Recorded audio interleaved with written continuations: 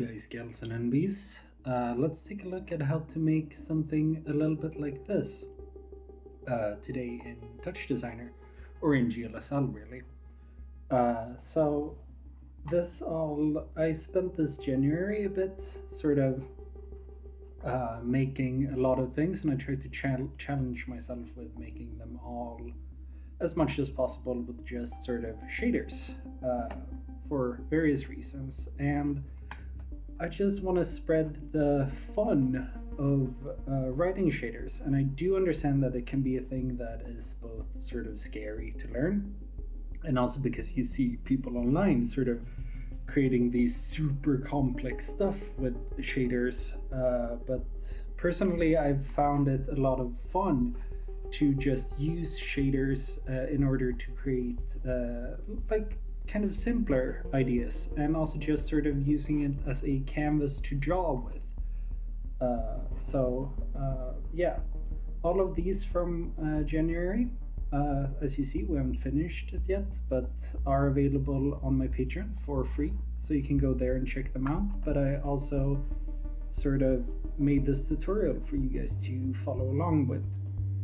And if you are I understand that sort of starting writing GLSL can be kind of scary and confusing, because it's like, what is a fragment shader, what's a vertex shader, what's an attribute, what's in, out, how do we deal with all of this? Let's just start drawing, and then as you continue drawing, you'll figure out along the way what all of these things mean. And I also want to give you sort of the cheat code for learning any language, or learning a language quickly. And it might sound a little bit harsh, but it's to never copy and paste. So try to, if you do want to learn, it's okay if you generate the code with an LLM, or if you sort of find it on GitHub or find it on ShaderToy, but type it out. So keep a window open, check it out, what's going on, and then type it out. I'm realizing I'm saying that, and in this video I'm just going to do a raw copy paste from a blog post, but you know, if you want to sort of pick up a little bit quicker what's going on, it's a really good idea to just copy and paste stuff. So yeah, hope this is fun. Let's start from an empty project together, and let's get going. Okay, let's start an empty TouchDesigner project here, and let's just create a GLSL top, and let's click this out so we have this here, and I'm just gonna delete these so we're starting from scratch here. And let's, yeah, so what we're gonna need is we're gonna need to have one text stat, and this is our, let's call it pattern GLSL. And let's make sure we're assigning that to the pixel shader. I'm just doing all of this extra for clarity. And we're also going to want to have an info dat here. This is the one that's going to tell us all of our error messages. And right now, it doesn't have anything going on for it, so it's throwing us an error. So let's split the screen, and let's open this up, and let's open this one over here, and let's put this in the background. I'm also gonna open this here and just pull this out, and this just helps me being able to view my error messages a little bit easier. So nothing is happening here. Why? Because we haven't told it anything. So the first thing I'm gonna do is I'm gonna define the name of the variable that I'm outputting. And in that case, this is an out vec4 that's named frag color. And this is a little bit annoying, right? First of all, it's, yeah, we don't have any syntax highlighting. So let's just go into our text stat, our pattern GLSL, and let's change this content language to GLSL. And that way we actually get the syntax highlighting that we want. And okay, we're missing an entry point. So what that means is that we don't have a main function here. So let's create one. Let's define a void main and just open parentheses and close brackets. Boom. And now we have a legal GLSL shader. So that's nice. But we're not outputting anything. So let's actually create a vec3 here and let's name it call. And let's set that to vec3 0, right? Still nothing is happening. That's because we need to chuck this into the frag color. So frag color, we don't need to sort of type vec4 before this because it's already declared. So we can say that that's equal to call, for example. But oh no, we get an error message. So what does it say? It says that it cannot convert from a vec3 to a vec4. So what we need to do then is make sure that this actually is a vec4. So let's be super explicit here and create another float and name it alpha, and that's equal to 1.0. And let's create that here, alpha. Now we need to wrap this into a vec4. So we say vec4 of the first three is color and the last one is alpha. And now it works. So if we set our color here and we separate them out, so for example, 1 in the red channel, 0, 0, then we get it red, and 1 over here. So yeah, you're noticing that all of these are 0 to 1 normalized, so they're in the 0 to 1 range. 1 is full and 0 is none, and that's sort of how we work with colors here. Cool. Now, the thing that I want, or that we need in order to make much here, is a coordinate space. I'm also just gonna put this. So how do we get that? In TouchDesigner, we can use the attribute called VUV. So let's create a vec2 and let's name it UV, and we can obviously name that whatever we want. And let's ask for the VUV.xy. Right. So now we're getting that. So let's actually down here, let's say call dot RG. You can call this RG or XY or ST. All of those means exactly the same thing, but it's just good when you're dealing with color to use RG, and when you're dealing with coordinates use XY. At least that's how I usually do it. So the color.rg, so the red and green, is equal to UV, and then let's look at it.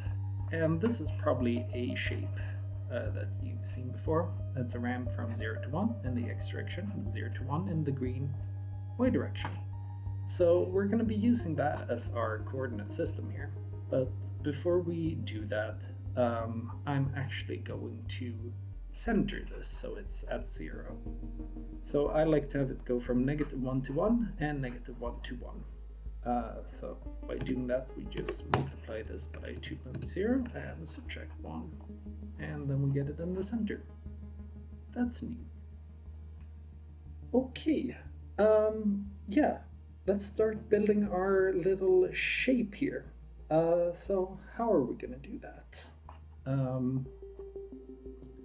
First of all, I want a circle in the center. So the way we're gonna do that is by creating a sort of 2D circle SDF, and we can do that like this. So float circle is equal to, if we take the length of the coordinates, we're gonna get a circular gradient, and instead of outputting the color here, I'm gonna just add the circle, because you can add a float to a vec3 and it understands what you mean. So yeah, here we have a circular gradient. Let's be super explicit and create a float radius is equal to maybe 0.75. If we subtract the radius, And now we have a function that sort of tells us that if you are over 1, or over 0, you are outside the circle. If you are under 0, you are inside the circle. And if you're exactly 0, you are on the edge. So in order to express that, we can say, for example, circle, we can do a little threshold, which we do with a step function, and say step of the circle at 0. Right, and here we have a circle. It looks really ugly. So instead of doing a hard step here, we can do a smooth step. So we can do that with the smooth step function, which is a super useful function because it both clamps, ranges, and sort of whatever. So we set our lower edge first. So in this case, that's 0.01. And then our upper edge, let's set that to negative 0.01. So we're just sort of centering the feather, and then let's say circle. And this way we've sort of feathered our edges a touch. That's nice. Let's add to this a little bit. So before we do all of the smooth stepping here, I also want 2 diagonal lines that stretches from the center and out. So, but before that, I'm gonna just do some housekeeping here, and I'm just gonna create a variable float called final d, final distance, which in this case is just equal to the circle. And then I'm just gonna final d, and also make sure that this one actually does it to the final d, and this is the final d. Yeah, so nothing changed here, but we just made sure that whatever we put into this variable is the thing we're actually sort of outputting. So nice. Let's create a diagonal line. So float line is equal to, let's just say uv.y for now, and let's look at that with the final d. So that's uv.y, and now we have a horizontal line like this, and if we were to put this at uv.x, we get it like this. So that's nice.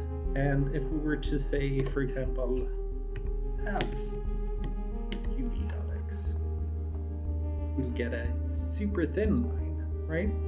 So it's just it's impossibly thin, so we just see the feathering, so we can just subtract a little bit from it.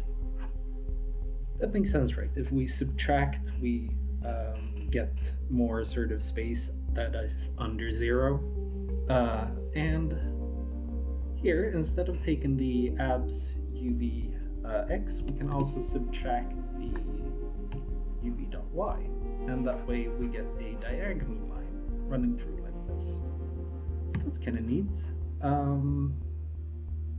But when we think about coordinate systems in shaders, generally it's best to think about sort of we do with the world also. So if we were, instead of creating a diagonal line just like this, we can actually sort of fold the world first here, and we can say that UV, so we sort of change the state of the UV here, and we say it's abs UV, right? And then we folded it, and then we have 2 diagonal lines, which is kind of neat, in my opinion. And okay, so how can we combine this with our shape? So if we remember that we sort of said that if it's under 0, we are inside the shape, and if it's over, we are outside the shape. So in that case, we can combine this final D that we have here. I actually, I'm gonna be super explicit here and just call it float lines is equal to this. Right, so I just command exit there, and then final D is equal to lines. Boom. And let's combine it with the circle. So in that case, we can say the minimum, if we take the minimum of the lines and the circle, we get this. And then we have sort of combined them, which I'm gonna turn down the radius a little bit, which doesn't look super interesting, IMO. So instead, it would be nice if it sort of had a smooth minimum here. And for that, I am going to direct you to this article by Inigo Quilez, where he has a bunch of like sort of talking about how to use the smooth minimum. And in this case, let's use the exponential for now as our smin function. So let's just copy and paste that to up here. And instead of using a regular minimum, let's use the smin. And we also see that we have it needs a third argument of k here.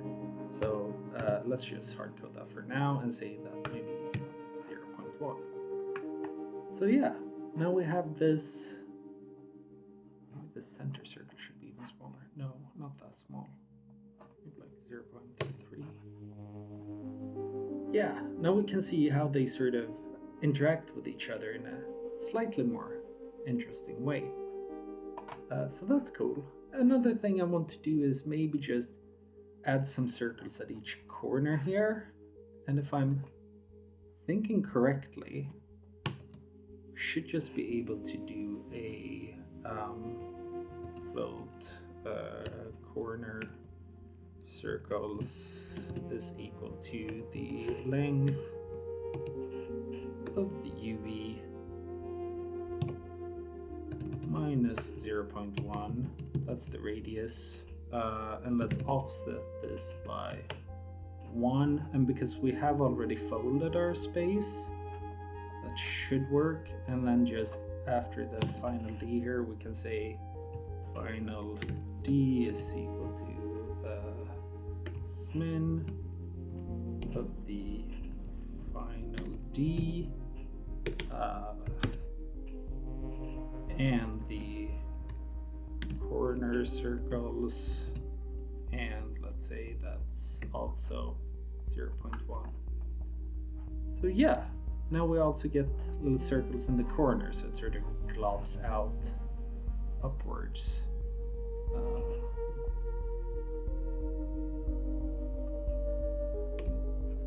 So this is nice. One thing I want to do, I just want to do a little quick refactor here and just turn this into a function. The final D here. So not with the smooth step.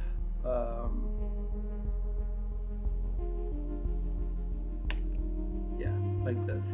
So let's say I command exit there, and then let's say float pattern dist, and it's gonna need a vec2 UV, and let's shut it and command V, return final D. Ooh, at the end. So also, yeah, okay. It says that on line 36, that's down here, the final D is uncleared. That's because, yeah. So we can just sort of create a new variable here called float D. No, let's call it pattern and let's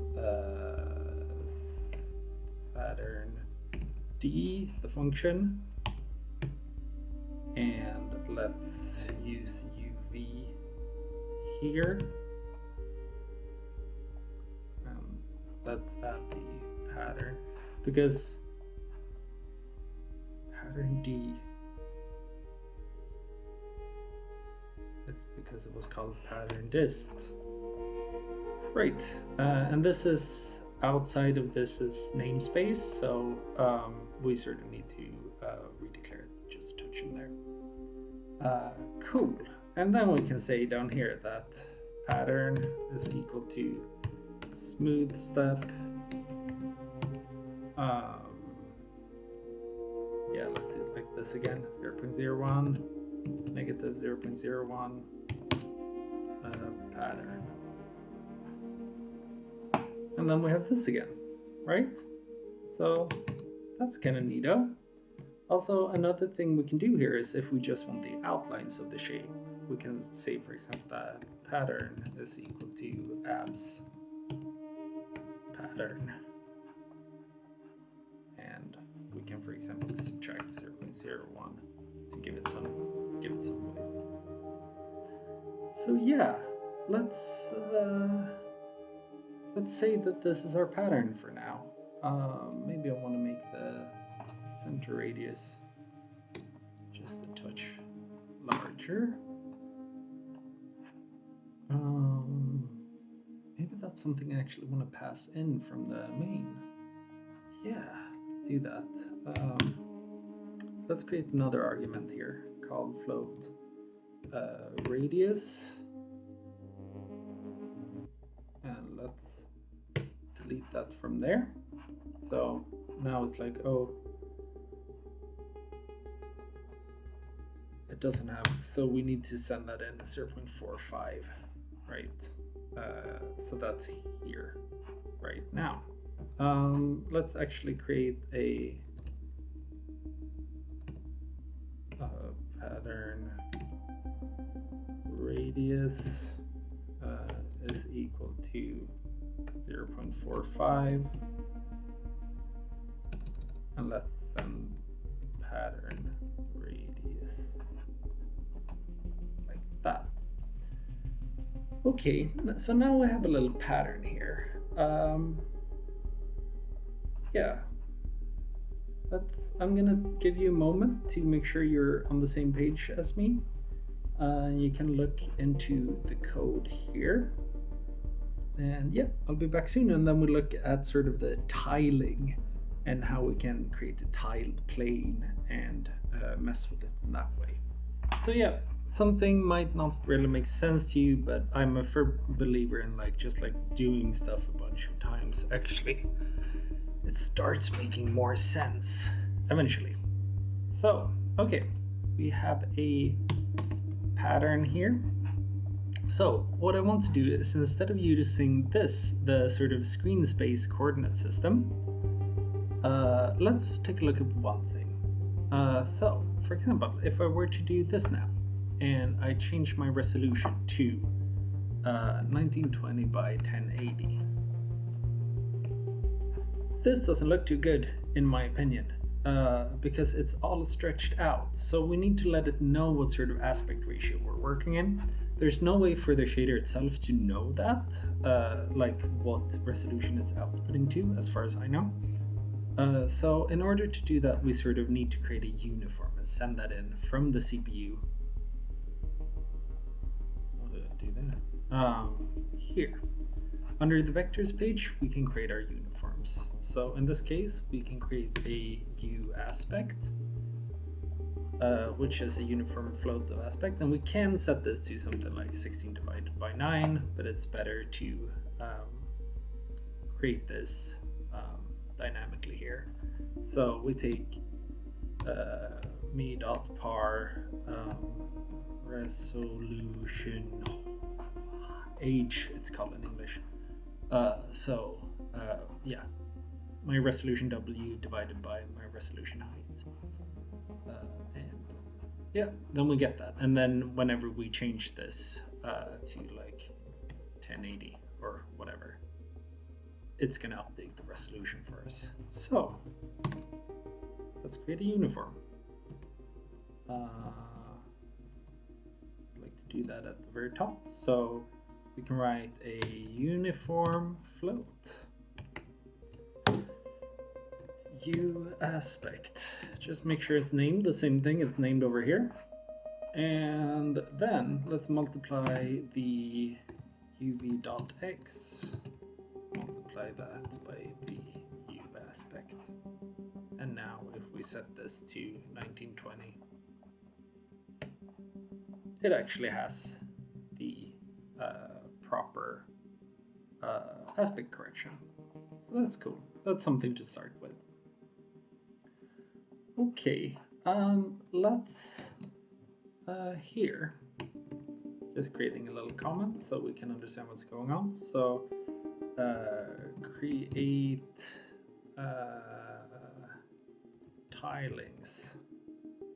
tiling coordinate.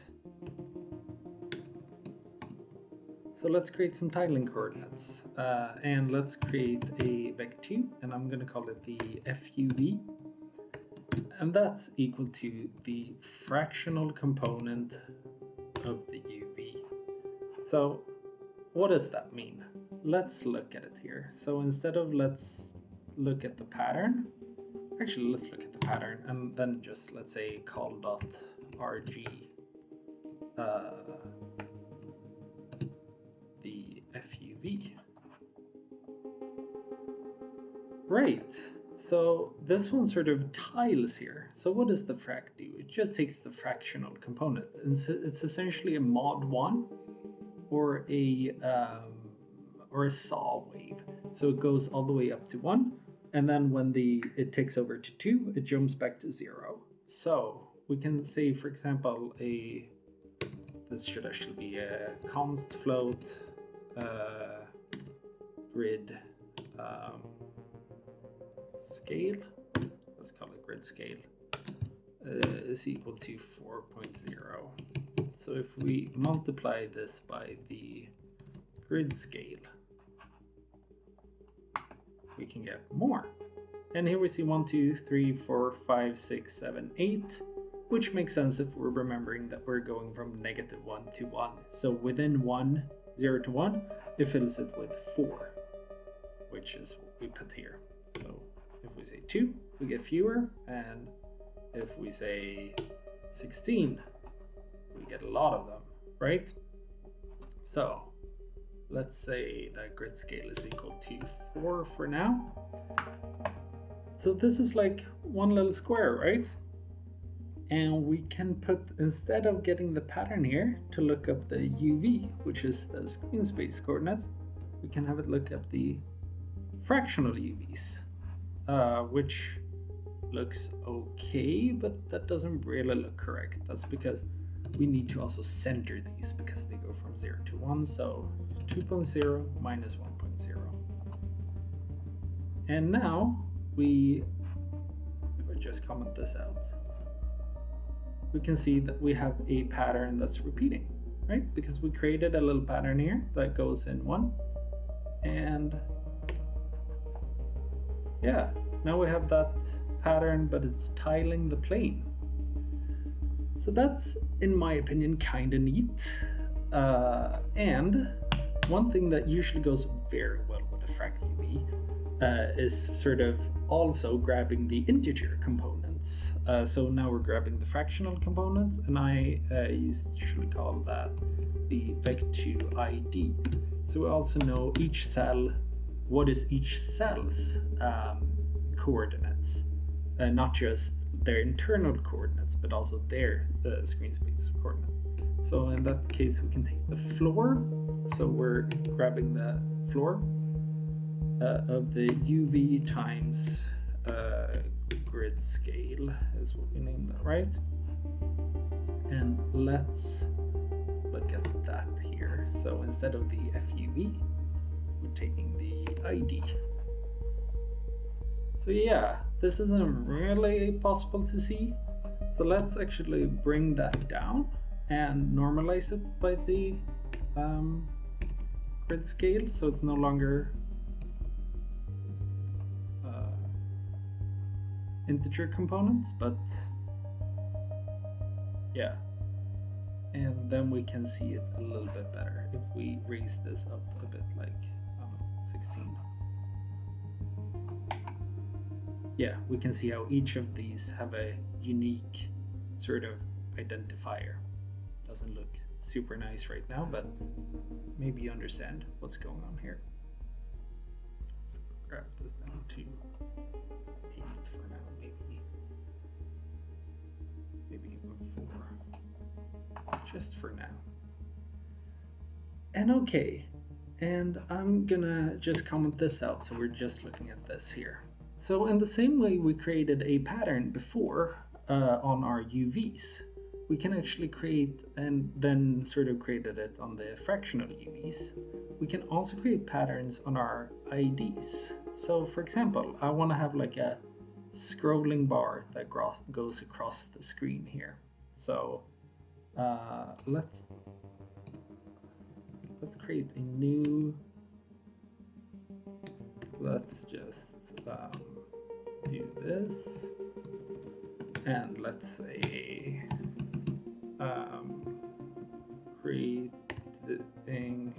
creating big pattern.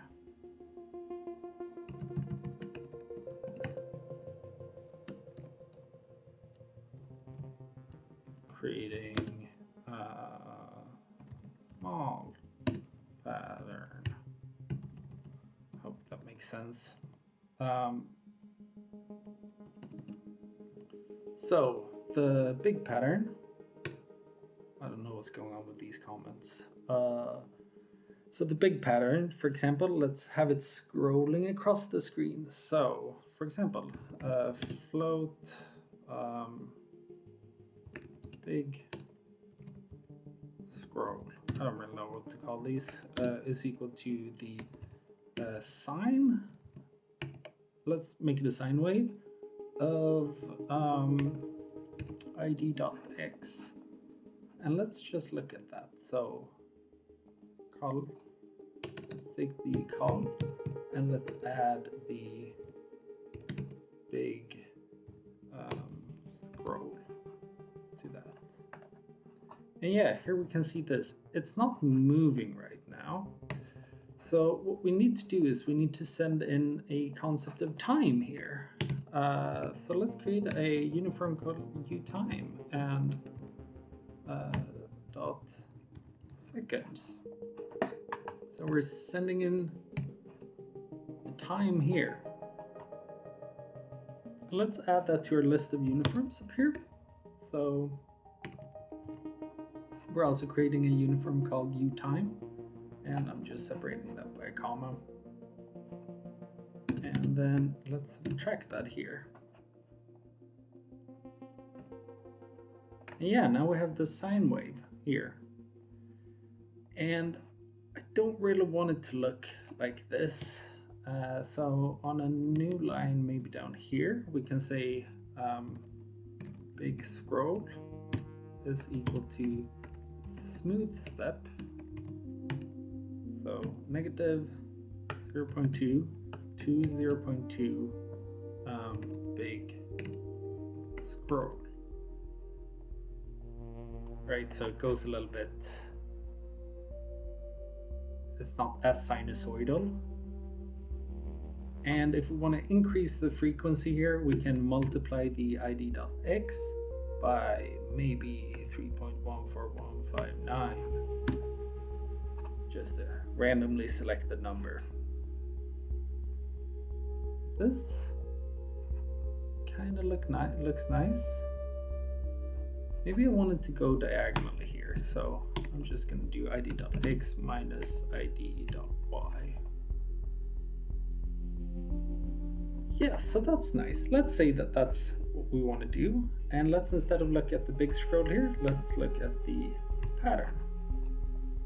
And as we saw before, we could have this, we can either have it filled in or as an outline.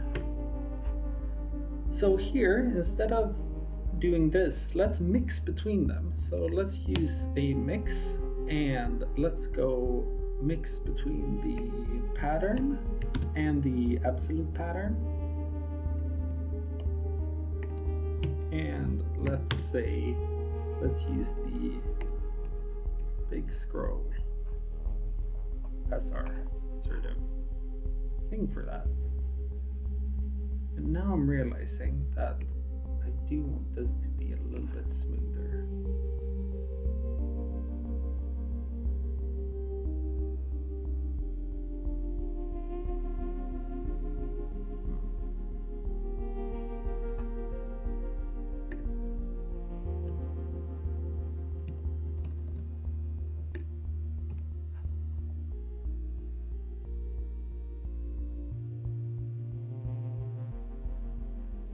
No, never mind.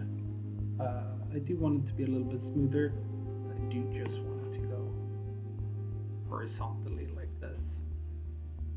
So yeah, and this way we can sort of fill it out. Another thing we can do, we can, for example, create a float radial, and we can take the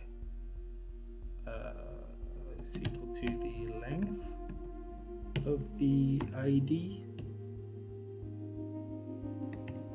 Now I'm just directly in this line going to create the sine of that,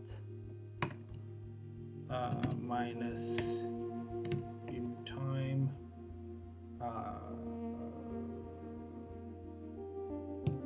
and because the sine wave goes from -1 to 1, I want to compress it to 0 to 1.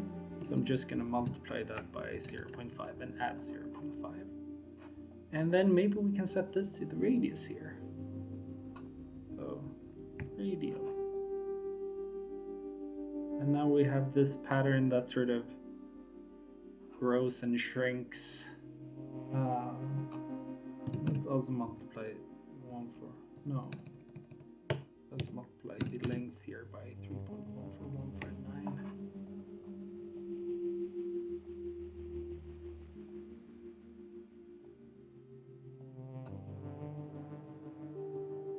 So yeah.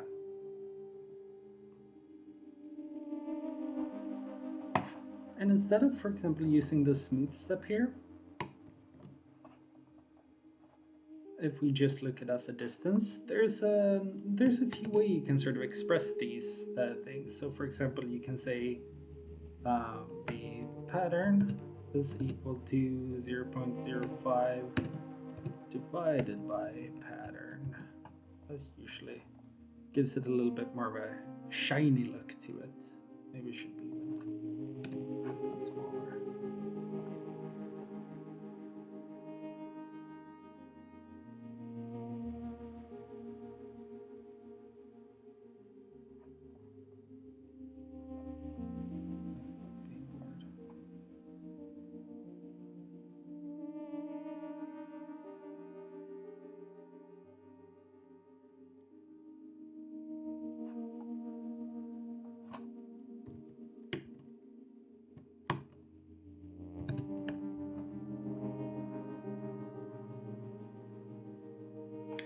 Yeah, it goes into the negative, so it might be good to put a little, to clamp it at 0 by saying max. So if you want to clamp something at minimum, use the max function.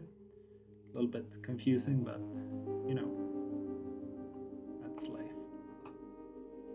Okay, and we can sort of create, we can create fun things with this sort of by just moving our original canvas also. So for example, we have our UV here. This is our canvas. So let's say UV.y U time. This might move very fast. Yeah. Times 0.1. So for example, maybe instead of doing that, I actually just want to rotate it. So in that case, we need to use a rotation matrix. So we have a mat2, and let's call it rot. And it's gonna need a float A, which is in radians. Let's equals the angle, and float. Let's create a S for sine is equal to the sine of the angle, and the C is equal to the cosine of the angle, and then we just return a mat2. Let's build that by saying the cosine, the negative sign, the sine, and the cosine is just a pattern you can learn. This is a rotation matrix, and then we can say, for example, here we can say uv times equals rot of u time times maybe 0.1. Yeah, and then we can also do something like the uv multiply that by the sine of u time minus 1 minus the sine of u time times 0.4 maybe. In that case, we have this sort of going in and out times 0.1. You can sort of zoom in and out to it. Yeah, and you can like create a lot of things and variations by just sort of changing the world, like changing the UV coordinates. So for example, UV times equals the length of UV. So we sort of create a circular gradient, and in that way sort of create, I don't know, interesting happenings and shapes. Maybe that should be a little bit smaller here. So yeah, that's a way to sort of create patterns a little bit, and create tilings and patterns. And there's a lot to this sort of stuff, but I think that might be a fun place to start if you've never sort of gotten into trying to write some interesting shaders before. Yeah, and then obviously we can, let's just create a little color here. So let's create a vec3 light call, which is equal to vec3 1 1 1, and let's create a vec3 called the dark call is equal to vec3 0.0, 0.1, maybe 0.4. It's just a vibe. And then we can say that the call is equal to mix between the light call and the dark call, and the pattern is driving that mix, and then we can delete this. Let's look at that. Yeah, and then we get this instead. So now it goes, when the pattern is white, it goes to the dark call, and then it sort of mixes between the two. And I always like to do a little call is equal to tan h of call, just to yeah, map it a little bit nicely. So yeah, this is a little pattern in GLSL. Have fun with this and try some different things. Yeah, coolio, woo woo, bye.